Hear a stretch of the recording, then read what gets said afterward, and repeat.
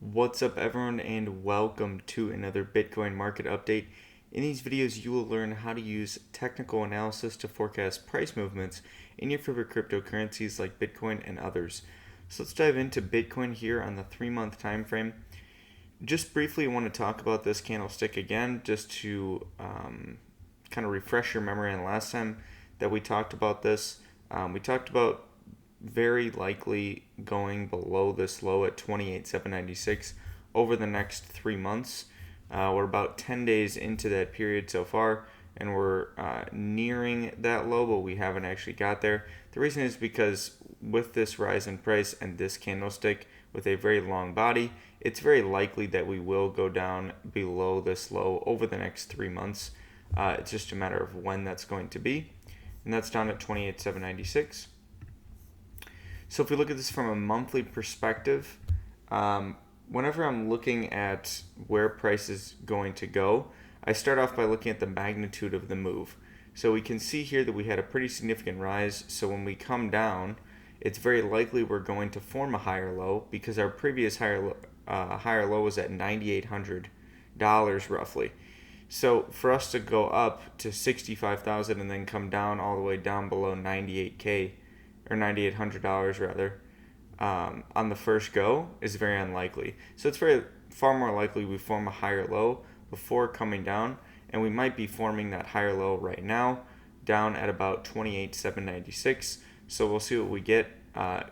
For the bulls, their case is looking good here for a potential higher low with a longer lower wick on last month's candle of people buying the dip, and then also declining bear volume here.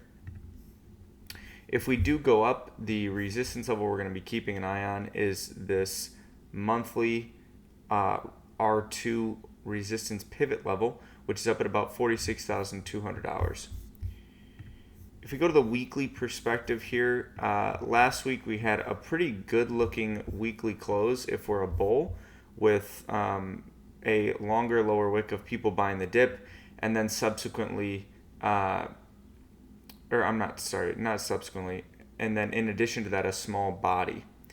So this looked pretty good for a higher low. We'll see what we end up getting this week so far. Since we've opened, we've pretty much just traded down. So we're keeping an eye on where we are currently and where we potentially might be going over the next several days and hours. Now, because of the magnitude of this move, I do think it's likely we will form a higher low above the previous low here at 28,796. But let's see what we get here in the coming days, because if we go to the daily time frame, this daily level, which we are now testing again for the 8th time, I believe, is back here from January 31st. Now you can see the sheer number of times we've tested this level is telling us this level is getting weaker. When you have a horizontal level like this and you test it this many times, eventually that level is going to break and it's not going to hold anymore.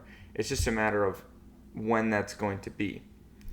So right now you can see that from a daily perspective, we are indeed pushing down below the previous daily low, meaning we have now set our daily lower high in comparison to here, and now we're going down to test this level again. Now we'll see if this dark blue level can hold again, but it's decreasing in likelihood that it will be able to every time that it tests this. The other thing to keep in mind is this volume. So we can see over the last 3 days we've had declining volume, albeit changing from bull to bear to bull, but now you can see that we're getting increasing bear. So that's the first sign of this dark blue level potentially not holding on this test. If we go to the 2-day time frame real quick, just to briefly touch on this, this gray resistance level is still our main resistance level to go above if we are to try and break above here, and that is this candle back here from June 10th. And this started at 35,821 and went up to about 38,450. You can see on the first test this provided a fertile short opportunity here. Second test, even once again we went below it, and then right here now we pushed above this dark blue level just slightly, and now we're going down once again.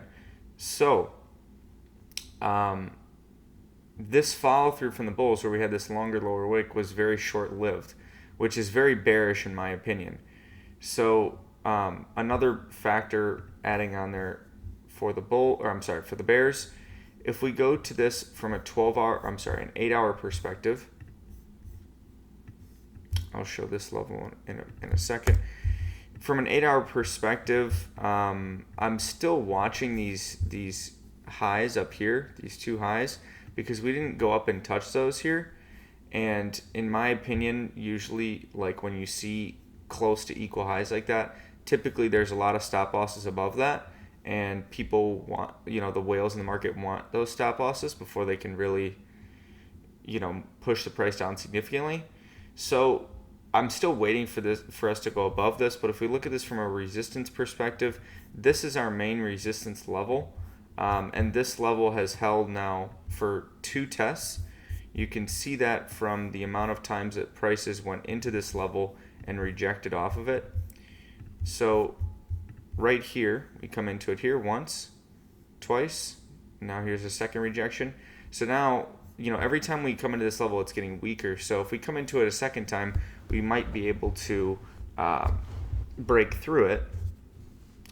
But we also need to keep in mind that this right here, at least on this exchange, these 2 candle closes closed above this key high. So that makes this candle, I believe, yes, this candle right here a support zone for price. So the interesting thing right now is this candle right here, at least for the time being, we could see some candle closes below this. At this rate, it's not looking very good for the bulls.